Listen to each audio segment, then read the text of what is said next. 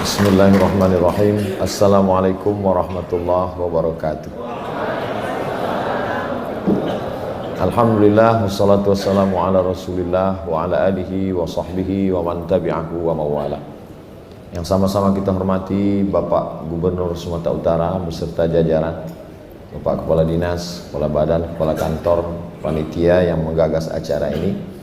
Yang saya hormati dan yang saya muliakan guru-guru saya, para pimpinan organisasi sosial kemasyarakatan Al-Jamiatul Wasliyah, Nahdlatul Ulama, Muhammadiyah.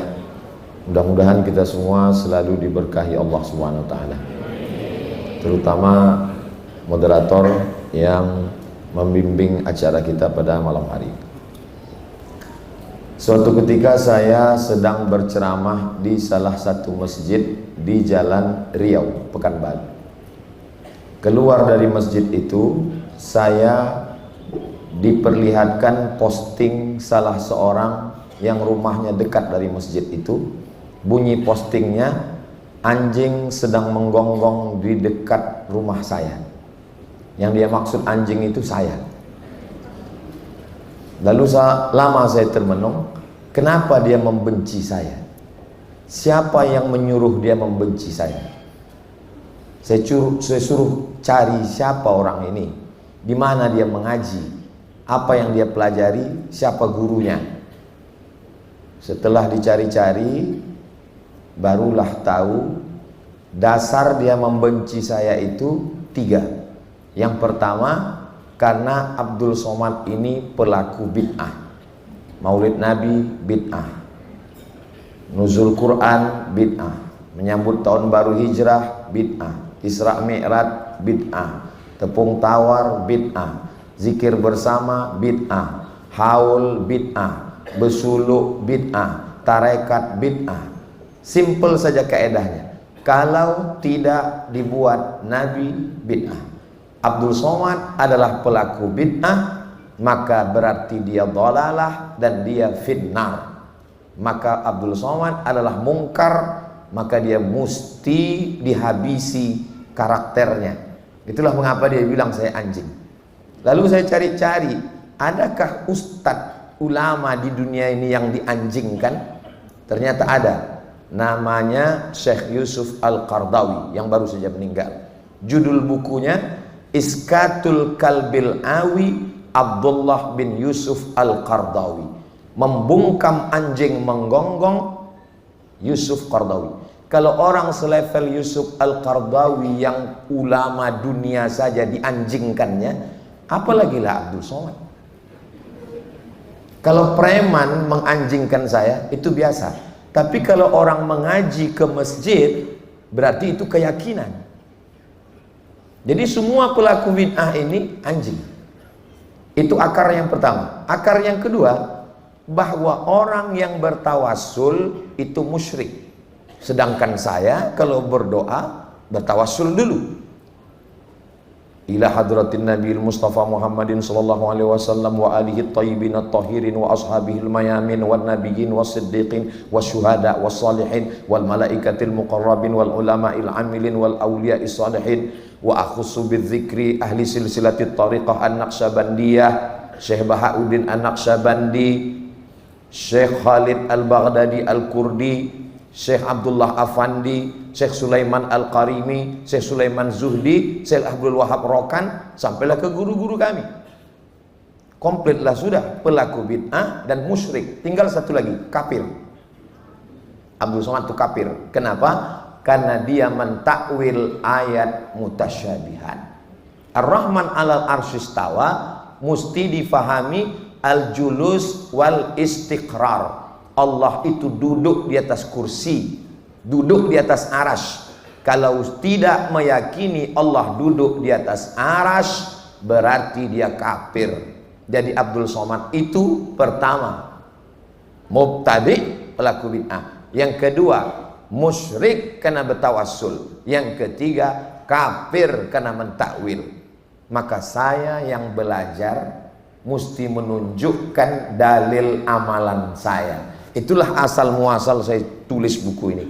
Kenapa 37 masalah populer? karena waktu menyusun buku ini umur saya 37 tahun. Itu asal muasal. Jadi sebagai pengantar malam ini saya jelaskan dulu 3 masalah ini, nanti baru kita bahas dalam muzakarah. Saya tidaklah menggurui guru-guru saya sekalian. Ini yang hadir nih guru-guru. Saya hanya membacakan apa yang ada di dalam buku saya ini. Yang sudah dapat buku bisa kita buka bersama di halaman 17 angka Romawi. Di halaman 14 angka Romawi. X I V. Halaman 14 Romawi. Baris yang keempat dari atas.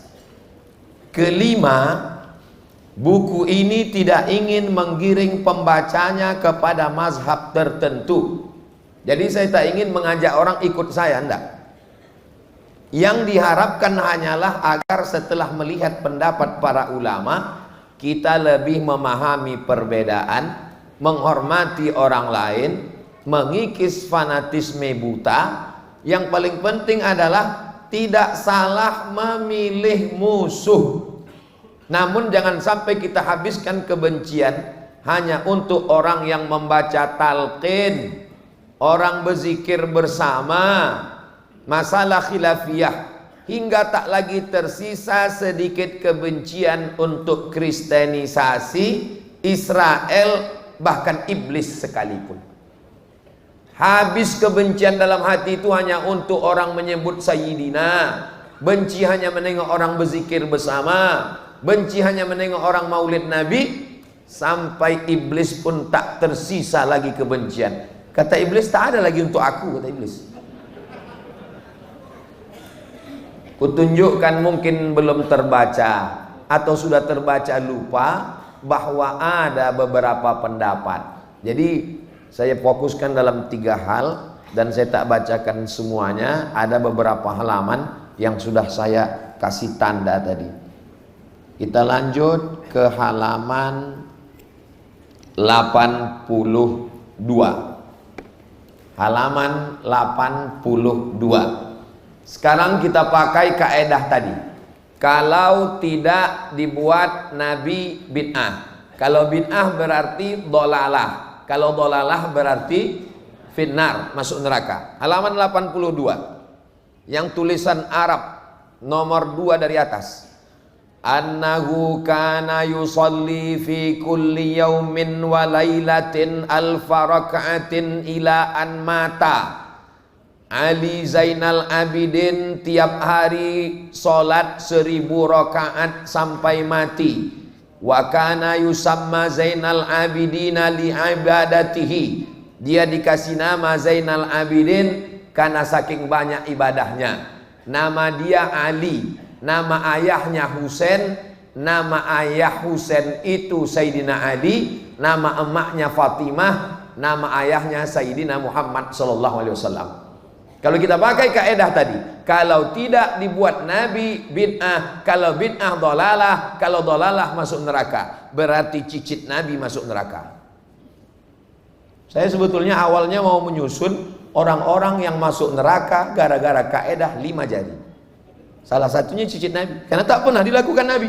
Mana ada hadis dalam Sahih Bukhari, Sahih Muslim, Sunan Abi Daud, Sunan Tirmidzi, Sunan Nasai, Sunan Ibn Majah, Muwatta Malik, Sunan Ad-Darimi, Musnad Ahmad bin Hanbal, Musannaf Ibni Abi Syaibah menyebutkan Nabi sholat 1000 rakaat. Mana ada? Kalau begitu 1000 rakaat itu bid'ah. Kalau bid'ah berarti dolalah. Kalau dolalah masuk neraka. Berarti cicit Nabi ini masuk neraka.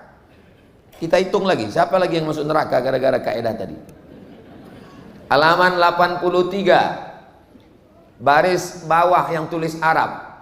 Anil Auza'i wa ghairihi annahu kana yusalli fil yaumi alfa sajadah.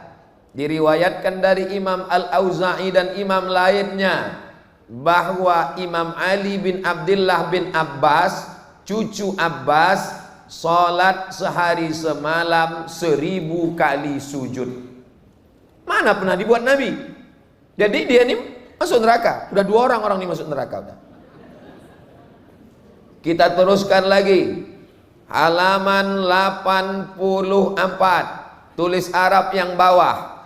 Kana Amir la yazalu yusalli min tulu'is syamsi ilal asri. Amir bin Qais salat dari terbit matahari sampai waktu asar.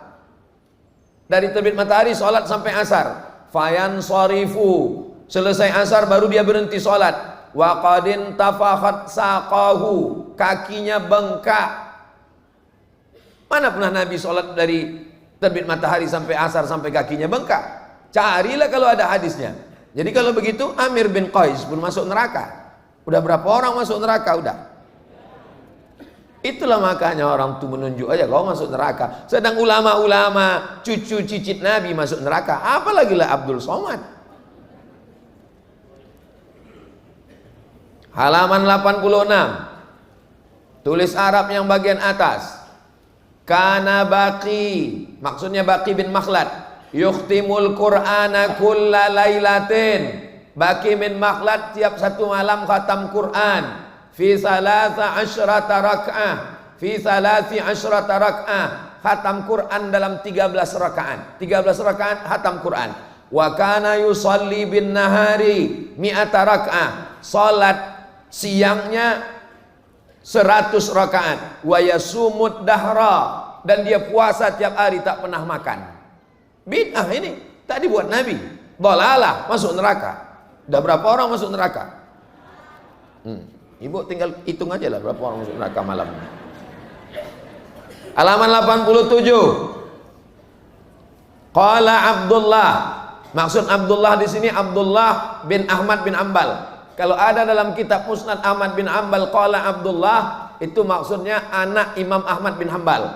Kalau ada Abdullah tak pakai bin dalam Sahih Bukhari, itu namanya Abdullah bin Mas'ud. Abdullah dalam Musnad Ahmad maksudnya Abdullah bin Ahmad, anak Ahmad bin Hambal. Apa kata dia? Kana abi, ayahku, yusalli fi kulli yaumin, tiap hari salat walailatin, tiap malam salasami'ati rak'ah, 300 rakaat. Imam Ahmad bin Ambal salat sehari semalam 300 rakaat. Bid'ah, tak pernah dibuat Nabi. Tunjukkan hadisnya Nabi salat 300 rakaat. Tak ada. Imam Ahmad bin Ambal masuk neraka. Kita lanjutkan lagi. Halaman 87, tulis Arab baris bawah.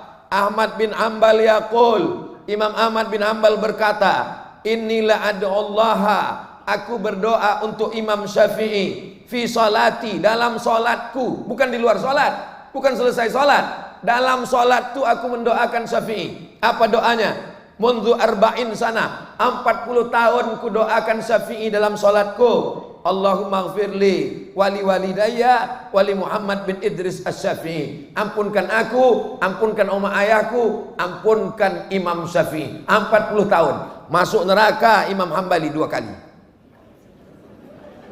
2 kali masuk neraka gara-gara kaidah tadi. Halaman 88. Kenapa menggelegar suara Ustadz malam nih? Dibawa Pak Gubernur tadi makan nasi Arab, jadi naik minyaknya itu ke atas.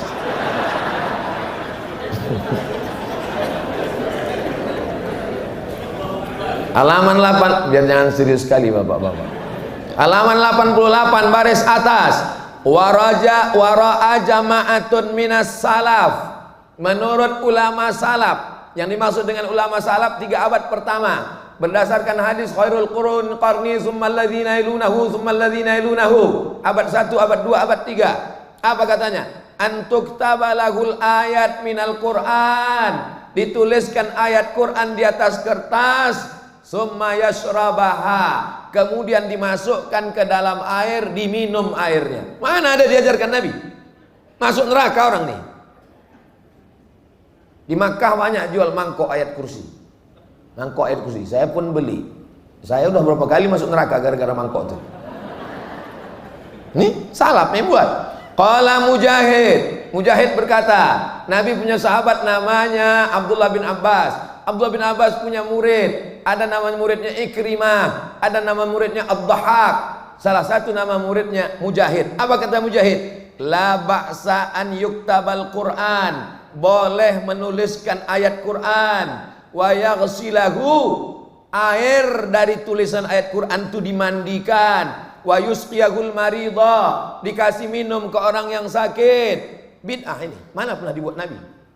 Masuk neraka mujahid. Enak kali masukkan orang ke neraka ini memang.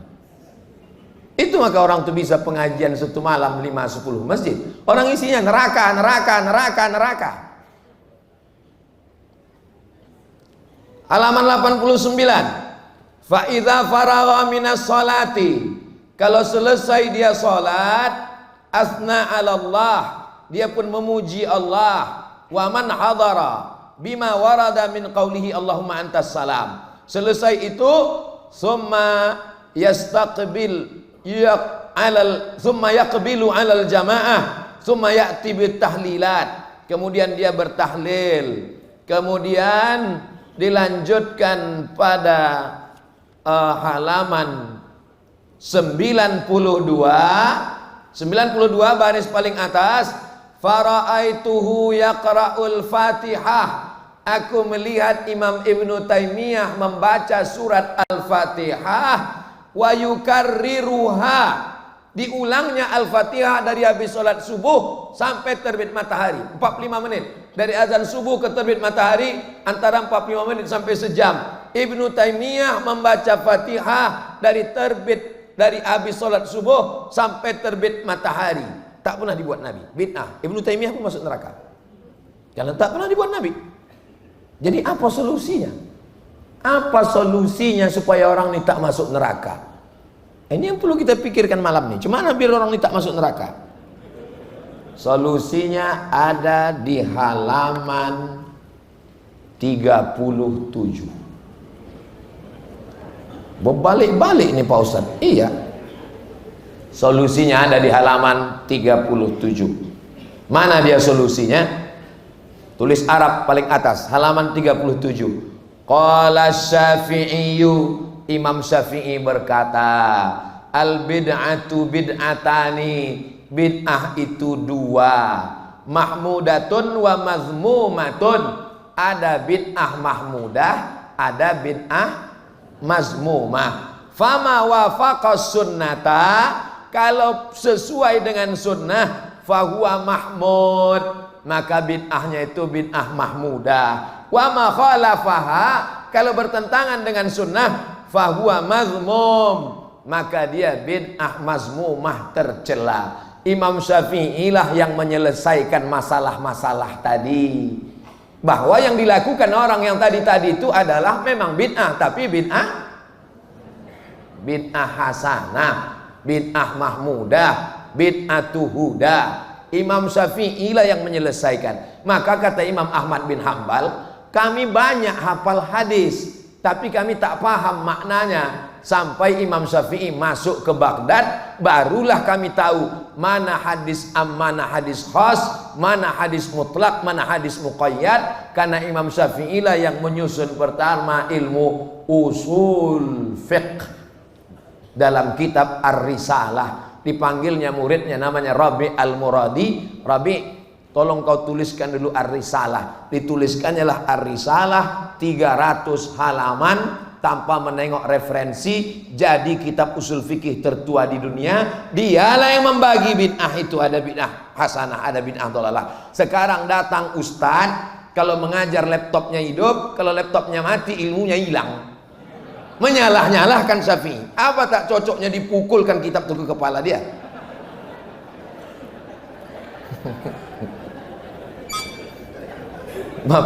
Bapak Ibu, waktu Muhammad Al-Fatih merebut Konstantinopel, ustadz-ustadz di Konstantinopel itu, ustadz-ustadz orang itulah, orang-orang kawan sebelah itu, ustadz-ustadz orang itu sedang ikhtilaf tentang iblis itu sebesar apa. Mazhab satu mengatakan iblis itu sebesar pokok kayu, yang satu mengatakan iblis itu sebesar rumah. Bokolailah orang itu di Konstantinopel, sampai akhirnya Muhammad Al-Fatih merebut Konstantinopel. Besok pagi baru orang itu terjaga. Rupanya kita berkelahi selama ini. Itulah yang terjadi di kita ini sekarang. Hasik berkelahi asal udah masuk 12 Rabiul Awal, bid'ah, bid'ah, bid'ah, bid'ah, bid'ah. Akhirnya minyak kita diambil, nikel kita diambil, habis negara kita pun diambil gara-gara sibuk berkelahi tentang ini. Cuman satu yang belum diambil orang itu lagi, batu bara, karena bisa berjalan di atas tanah.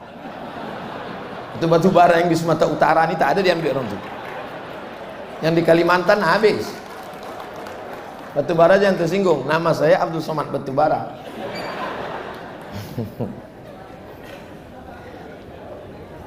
Itulah mengapa kitab mazhab Syafi'i itu dimasakkan oleh ulama-ulama kita dulu. Konflik ini sudah lama, sejak dari zaman dulu. Berkelailah kaum muda dengan kaum tua, kaum muda dengan kaum tua, sampai pada tingkat memfasikkan, membid'ahkan, mengkafirkan. Akhirnya berkumpullah orang di Maktab Islam Tapanuli menghadap Syekh Muhammad Yunus. Kata Syekh Muhammad Yunus, udah putus sudah hubungan orang ini, maka buatlah yang mempersatukan. Mempersatukan itu bahasa Arabnya wasala, maka buatlah al-jam'iyatul wasliyah. Tanggal, jangan tepuk tangan dulu, nanti. Tanggal 30 November tahun 1930, asli produk Sumatera Utara. Asli produk Sumatera Utara. Jadi segala konflik yang terjadi di berbagai kota daerah sekarang tentang masalah membid'ahkan, memfasikkan, kalau mau solusinya balik seperti 100 tahun yang lalu, bahwa mesti kembali. Apa anggaran dasar Al-Jamiatul Wasliyah? Akidahnya Asy'ari, fikihnya Syafi'i, tasawufnya Sunni, mengikut kitab-kitab para ulama. Begitulah kami dulu diajarkan guru-guru kami di sekolah. Tapi bukan berarti saya tidak menganggap saudara kita yang hadir dari kalangan Nahdlatul Ulama. Di Nahdlatul Ulama, Abdul Somad ini sekretaris Bahsul Masail dari tahun 2009 sampai 2014. Di Muhammadiyah, penasehat Lazismu, Lembaga Amil Zakat Muhammadiyah. Di Perti, anggota Komisi Fatwa Persatuan Tarbiyah Islamiyah. Di Al-Jamiatul Wasliyah sebagai komisi fatwa juga sekarang di Al-Jamiatul Wasliyah. Makanya setiap saya datang ke NU, ke Muhammadiyah, ke Perti, ke Al-Wasliyah, ada jamaah tabligh pun saya datang juga. Akhirnya bertanyalah salah satu ke saya, sebetulnya aliran Ustadz ini apa? Bingung dia untuk buat laporan. Saya tanya, kau siapa? Saya Intel Pak Ustadz. Intel pun bingung mau menulis aliran apanya kawan ini. Saya dalam akidah Asy'ari, dalam fikih Syafi'i, dalam tasawuf Sunni, Imam Abu Hamid Al-Ghazali. Karena kitab Ihya ini terlalu tebal, maka di Muallimin Al-Wasliyah dulu pakai ringkasannya, namanya Mau'izatul Mu'minin min Ihya Ulumuddin, yang diringkas oleh Syekh Jamaluddin Al-Qasimi. Sedangkan dalam kitab fikih Syafi'i yang dipakai dulu di Muallimin, Tuhfatut Tullab Imam Zakaria Al-Ansori. Sedangkan akidahnya yang dipakai di Muallimin dulu, sanawiyahnya Al-Husunul Hamidiyah. Di aliyahnya Ad-Dasuqi ala Ummil Barahin, yang mengajar Ustadz Hafiz Yazid. Jadi kalau mau ustadz-ustadz kita ini kuat, balik ke kitab-kitab itu lagi. Itu satu lagi solusi. Kalau tidak, dia tak mengakar. Mestinya keyakinan itu mengakar, terhunjam akarnya ke tanah, pucuknya ke atas. Datang pun angin puting beliung, dia sekedar patah saja, tercabut tidak. Yang terjadi sekarang ini, ke bawah tak berakar, ke atas tak berpucuk. Kemana air kencang, ke situ dia pergi. Apa nama pokoknya? Enceng gondok. Sebelum berangkat kerja, ditontonnya TV di rumah, TV kabel, Maulid bid'ah, Isra Mi'raj bid'ah, Nuzul Quran bid'ah, zikir bersama bid'ah. Masuk dia ke kantor, didengarnya radio bid'ah. Lama-lama atu-atuknya dulu pun dibid'ahkannya. Bukan orang jahil yang balik ke Medan ini dulu. Yang pulang ke Medan ini dulu langsung didikan Masjidil Haram. Namanya Syekh Ahmad Khatib Al-Minkabawi, imam, meninggal tahun 1916. Salah satu muridnya namanya Syekh Hasan Maksum. Syekh Hasan Maksum diangkat jadi imam besar Masjid Raya oleh Sultan Delhi. Waktu Syekh Hasan Maksum sedang mengajar, datang muridnya bertanya, "Tuan Guru, nanti kalau Tuan meninggal, siapalah agaknya yang meneruskan kaji ini?" Ditunjuknya ke pintu, itulah orangnya. Orang yang ditunjuknya itu adalah Syekh Muhammad Arsyad Thalib Lubis. Jadi mesti kita balikkan ke situ. Kenapa kita pegang yang lain? Kenapa tak kita pakai produk Sumatera Utara?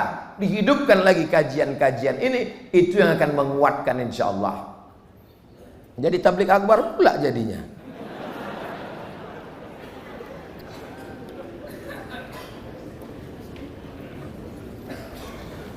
Itu sekilas tentang bid'ah. Tadi saya janji 3 masalah saya jelaskan. Masalah yang kedua, tawassul.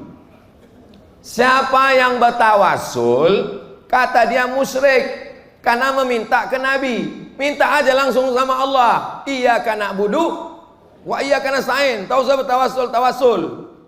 Halaman 214. Qala Ibnu Abbas. Ibnu Abbas berkata, kanat Yahudu Khaybar.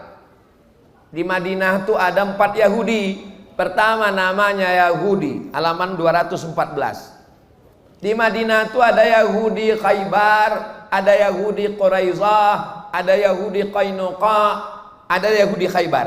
Kanat Yahudu Khaybar, orang Yahudi Khaybar, tuqatilu Ghatfana. Mereka berperang dengan Bani Ghatafan. Ghatafan orang Arab, Khaybar orang Yahudi. Falammal taqau, ketika berperang, hazimat Yahud, Yahudi kalah. Fa'adat Yahudu bihadzal du'a. Lalu orang Yahudi ini pun berdoa. Apa kata orang Yahudi ini berdoa? Inna nas'aluka, kami meminta kepada engkau ya Allah, bihaqqin nabiyil ummi, barokah Nabi yang tak bisa membaca dan tak bisa menulis. Siapa itu? Muhammad sallallahu alaihi wasallam. Kami meminta kepada engkau ya Allah, barokat Nabi yang tak bisa membaca, tak bisa menulis. Orang Yahudi berdoa, minta kepada Allah, bertawassul dengan menyebut nama Nabi Muhammad sallallahu alaihi wasallam. Saya tak paham tawassul nih Pak Ustadz. Tolong Ustadz jelaskan. Tawassul itu singkatnya begini. Datang saya ke kepala dinas PU. Pak kepala dinas, tolonglah aspal jalan ke kampung kami. Kata kepala dinas, tak bisa, ini begono. Terus saya bilang, aku bertawassul kepadamu bi barokati gubernur Sumatera Utara. Kata dia, insya Allah selesai. Nah itulah tawassul tuh. Itulah arti tawassul tuh. Menyebut nama orang supaya tujuan tercapai. Yang disebut kepada Allah tuh nama orang yang dicintainya. Siapa yang dicintainya? Muhammad sallallahu alaihi wasallam. Bukan meminta kepada Nabi Muhammad. Tak ada orang Islam minta ke Nabi Muhammad. Mintanya pada Allah, menyebut nama Nabi Muhammad. Di halaman 214 saya sebutkan, sebelum Nabi lahir, orang Yahudi udah bertawassul, menang mereka melawan Bani Ghatafan. Di halaman 215 bertawassul waktu Nabi masih hidup. Datang orang buta berdoa kepada Allah, aku meminta kepadamu ya Allah, bi barokati Muhammad sallallahu alaihi wasallam. Terbuka biji matanya, Nabi masih hidup. Sekarang macam mana? Nabi sudah meninggal. Nabi sudah meninggal. Ada di halaman 219. Tulis Arab yang bawah. Ibnu Abid Dunya fi kitabi Mujabid Du'a. Dalam kitab Mujabid Du'a dia meriwayatkan Abu Hashim berkata, Sami'tu Katsir bin Muhammad bin Katsir bin Rifa'ah. Aku mendengar Katsir Muhammad bin Katsir bin Rifa'ah berkata, Ja'a rajulun, datang seorang laki-laki, ila Abdul Malik bin Sa'id bin Abjar. Dia datang menjumpai Abdul Malik bin Sa'id bin Abjar. Fajassa batnahu, dirabanya perut laki-laki itu. Faqala bikadaun la yubra, dirabanya perut, oh kau ni kena penyakit, sakit kau ni tak sehat-sehat sampai mati nanti. Mahua, apa sakit aku ini? Ad-dubailah, sakitnya bisul dalam perut, bisul dalam perut. Kau ni sampai mati takkan sehat.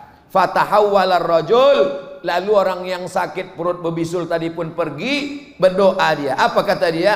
Allah, Allah, Allah, Rabbi la usyriku bihi syai'a, Allahumma inni atawajjahu ilaika binabiyika Muhammad. Aku minta kepada engkau ya Allah, barakat Nabi engkau Muhammad, sehatkanlah perutku yang berbisul-bisul ini. Apa yang terjadi? Bari'at ma bika illatun, maka sehatlah dia. Apa komentar Ibnu Taimiyah tentang hadis ini? Halaman 220. Fahadzal du'a wa nahwuhu, doa macam ini qad ruwiya annahu da'a bihi salaf, kalangan salaf berdoa memakai doa ini. Doa-doa model tawassul begini ini dipakai oleh kalangan salaf. Artinya orang salaf pun bertawassul. Dari mana Ustaz dapat ini? Majmu' Fatawa Ibnu Taimiyah. Punya Ustaz kitabnya, ada di rumah, semeter panjangnya. Ibnu Taimiyah punya. Saya beli kitab itu di Kairo, di Mesir. Bukan saya kutip dari kitab lain.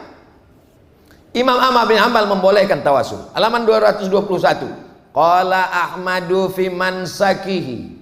Imam Ahmad berkata, alladzi katabahu lil Maruzi, dia menulis itu kepada Imam Maruzi, sahibihi, murid sahabat dia. Innahu yatawassalu bin nabi fi du'aihi, karena dia bertawassul kepada Nabi dalam doanya. Kata Imam Ahmad, inna hadza iqsamun 'ala Allah. Orang yang bertawassul kepada Allah itu sama dengan orang yang berqasam, bersumpah. Wala yuqsimu 'ala Allah bi makhluk. Tak boleh bersumpah dengan makhluk. Yang boleh bersumpah itu cuma 3. Tallahi, billahi, wallahi. Wa Ahmad fi ihdar riwayataini, ternyata ada 2 riwayat. Dalam satu riwayat Imam Ahmad mengatakan qad jawwazal qasama bihi falidzalika jawwazat tawassul. Karena boleh berqasam dengan Muhammad, maka boleh bertawassul. Dari mana dapat ustadz ini? Ibnu Taimiyah juz 2 halaman 422. Itu tentang tawassul. Adapun tentang tawassul dengan ulama, tawassul dengan Syekh Abdul Qadir Al-Jilani, tawassul dengan Syekh Bahauddin Naqsabandi, tawassul dengan Syekh Abdul Hasan Asy-Syazili, tawassul dengan Syekh Abdullah Asy-Syattari, tawassul dengan Syekh Abdul Wahab Rokan, tawassul dengan wali-wali Allah, tak saya susun lagi karena udah ada kitab khusus ditulis ulama Maroko, namanya Ittihaf, ditulis bijawazit tawassul bil auliya was salihin, ditulis oleh ulama namanya Syekh Abdullah bin Siddiq Al-Ghumari. Gelarnya Musnidud Dunya, karena sanad dunia ini di kepala dia semuanya. 3 orang keluarga, 3-tiganya ahli hadis. Yang pertama Syekh Abdullah bin Siddiq Al-Ghumari, adiknya Syekh Abdul Aziz bin Siddiq Al-Ghumari, abangnya Syekh Ahmad bin Siddiq Al-Ghumari. 3-tiganya ulama ahli hadis. Saya ditanya orang juga, Ustadz belajar hadis? Iya. Kalau gitu Ustadz ahli hadas? Enggak, aku ahli hadas, bukan ahli hadis. Itu tentang tawassul. Yang ketiga tentang masalah takwil.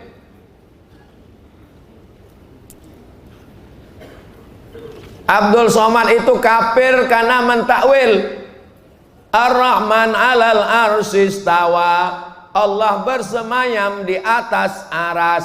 Kata saya, Allah itu bukan duduk di atas aras, Allah itu maha kuasa. Bapak Gubernur Bapak Edi Rahmayadi bersemayam di atas kursi gubernur selama 2 periode. Itu bukan berarti dia duduk aja di situ. Itu makna kiasan, artinya berkuasa. Itu maksud maknanya. Apakah yang bentakwil itu cuman Abdul Somad? Halaman 111. Halaman 111. Wa ma kana rabbuka nasiya, dan Tuhanmu tak mungkin lupa. Nasiya itu mesti ditakwilkan. Apa kata Abdullah bin Abbas? Fal yauma nansahum, hari ini kami lupakan mereka. Mana mungkin Allah lupa? Kalau Allah lupa berarti dia bukan Allah. Allah palsu itu. Allah asli yang original tak lupa. Lalu apa makna lupa di situ? Ditakwilkan Ibnu Abbas. Kata Ibnu Abbas, natrukuhum minar rahmah. Arti kami lupa, kami tinggalkan mereka sehingga mereka tak dapat rahmat. Takwil kedua, masih halaman 111. Nasiyahumullahu minal khair. Arti Allah lupa, bukan Allah itu lupa, mesti ditakwil itu ayat, tak bisa dipahami begitu. Maknanya Allah melupakan kebaikan untuk mereka, mereka tak dapat kebaikan. Itu namanya takwil. Ibnu Abbas mentakwil. Kalau mentakwil itu kafir, berarti Ibnu Abbas, kita pun tak sampai hati menyebut Ibnu Abbas kafir. 112. Yauma yukshafu an saqin, pada hari itu betis Tuhan disingkapkan. Jadi orang yang memahami ayat ini secara letterlek, katanya Tuhan itu punya betis, betisnya disingkapkan. Kalau tak percaya dengan ayat ini, berarti ayat ini kata dia, berarti kau batil karena sudah. Maka ayat ini tak bisa dipahami. Allah punya betis. Ibnu Abbas mentakwilnya. Coba tengok takwil Ibnu Abbas. Yauma yukshafu an saqin, makna hari itu betis disingkapkan, huwal amrus syadidul mufza. Perkara pada saat itu amat sangat mengerikan. Bukan Tuhan menyingkap betisnya. Mesti ditakwil. 112. Ayat mutasyabihat yang ketiga. Wassamaa banainaha biaidin, langit itu kami bangun dengan tangan kami. Mereka memahaminya Tuhan punya tangan. Aidin, katanya Tuhan itu kadang-kadang tangannya satu. Mana dalilnya? Yadullah fauqa aidihim. Kadang-kadang tangannya banyak. Mana dalilnya? Biaidin. Tak bisa begitu kata Ibnu Abbas. Mesti ditakwil. Lalu makna biaiden situ apa? An Ibnu Abbas, kata Ibnu Abbas, biaiden artinya biquwatin. Berarti tangan di situ artinya kekuatan. Dia pemimpin yang tangan besi. Bukan Robocop dia. Tangan besi maksudnya memakai kekuatan memaksa orang lain. Orang pun paham, maka mesti ditakwil. Imam Mujahid mentakwil. 114. Imam Malik mentakwil. Innallaha yanzilu fil laili ila sama'id dunya. Sepertiga malam, jam 2 malam, Allah itu turun dari langit ke dunia. Macam mana Allah turun? Berarti jam 2 malam di Papua turun dia. Habis itu turun dia di Sulawesi. Habis turun dia ke Kalimantan, habis turun dia Sumatera, naik turun lah dia. Itu Tuhan apa teh celup? Apanya Tuhan kalian itu naik turun? Kata Imam Malik, tengok Imam Malik mentakwil. Faqala Malikun, Imam Malik berkata, bukan dia turun, yatanazzalu amruhu, perkaranya turun. Ayat mutasyabihat 114, ayat yang keempat. Wa jaa rabbuka wal malaku saffa, Imam Ahmad mentakwil. Kata Imam Ahmad mentakwil, wajah rabbuka, bukan Tuhanmu datang. Lalu apa maknanya?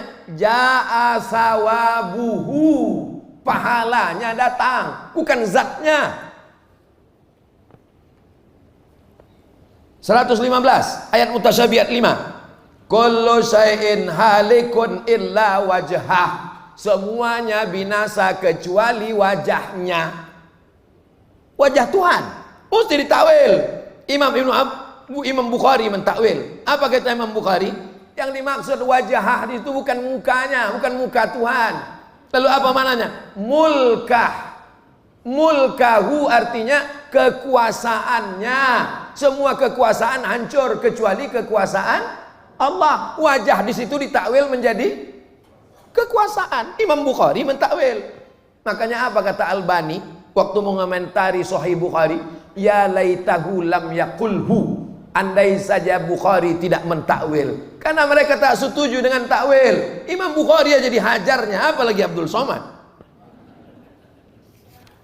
Ngeri aliran ini. Kalau kalau mau tahu tentang aliran ini, bacalah kitab yang ditulis oleh Mufti Makkah, judulnya Fitnatul Wahhabiyah, yang menulisnya namanya Syekh Ahmad Zaini Dahlan.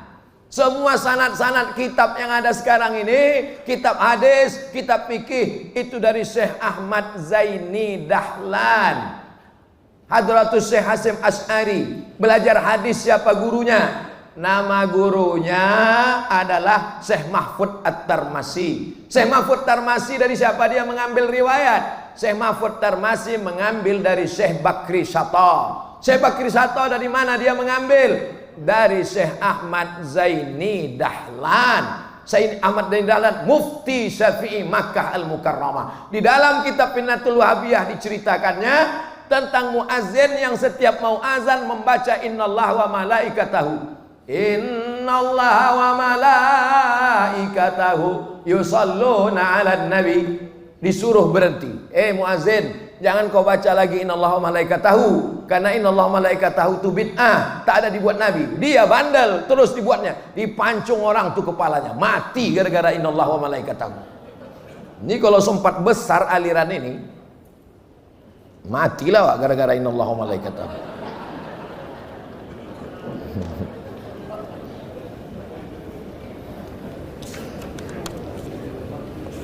Halaman 117 Imam Bukhari mentakwil. Halaman 118 Ibnu Hajar Al-Asqalani mentakwil. Takwil. Jadi siapa yang mengatakan mentakwil? Halaman 126 Imam Nawawi mentakwil, Imam As-Suyuti mentakwil, Imam Ibnu Abdil Mar mentakwil. Takwil adalah Ahlus Sunnah wal Jamaah, Imam Abul Hasan Al-Asy'ari. Maka tak cukup hanya sekedar saya menyarankan. Saya tak mengatakan buku ini sempurna, tidak.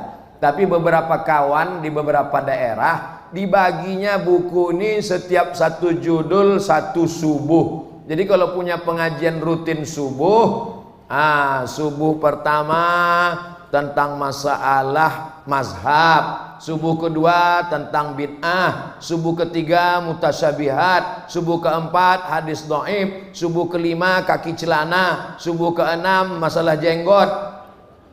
Kalau berkelahi lah kita masalah jenggot, katanya aku menengok jenggot kau ni macam kambing, ku tengok, kata dia. Tentu orang tersinggung, kau tak berjenggot anjing, kata dia. Berkelahi gara-gara itu. Padahal banyak masalah kita lagi. Dulu ulama-ulama Al-Jamiatul Wasliyah mengirim dai-dai ke pedalaman Tanah Karo, berdebat dengan buku dialog Muslim Kristen ditulis oleh Syekh Muhammad Arsyad Thalib Lubis. Bukunya referensinya bahasa Belanda. Kita sekarang disibukkan dengan bid'ah ini, akhirnya mengirim dai tidak, mendebat lagi tidak, akhirnya pusing kepala kita. Alhamdulillah masih ada lagi pemimpin yang peduli membahas masalah ini. Kalau tidak, entahlah. Agaknya tadi saya mulai jam 9, sekarang udah jam 10 kurang 10. 3 itulah poin, itu pun saya comot-comot tak semuanya Pak Moderator. Saya kembalikan ke moderator. Luar biasa. Terima kasih penulis kita Al-Ustaz Abdul Somad. Beliau sudah memberikan gambaran dari sekian banyak, dari 37 permasalahan populer yang ditulis dalam buku ini. Nah, tentu dari 3 tadi memberikan gambaran kepada kita. Ini adalah rangkuman dari berbagai persoalan-persoalan populer tadi. Sehari-hari tentu kita merasakan hal demikian. Tatkala ada pengajian, ada majelis taklim, maka muncullah hal-hal yang bisa memicu sebuah permasalahan. Untuk itu dalam kesempatan bedah buku kita hari ini, tentu kita ingin juga mendengar pendapat dari audiens kita ini, Ustaz. Tentu diharapkan nanti akan ada masukan kepada kita, karena oleh panitia buku ini sudah dibagikan sebelumnya. Ya, bersyukurlah kita menerima buku benih yang bisa menjadi dasar kita untuk melihat berbagai permasalahan-permasalahan yang sering dan sehari-hari kita alami dalam kehidupan keseharian kita. Untuk itu, waktu kita hemat dulu, saya langsung kepada ada beberapa tadi yang sudah melakukan pendaftaran. Yang pertama, kami awali dulu dengan Bapak Sohibul Ansor Siregar. Silakan Pak Sohibul.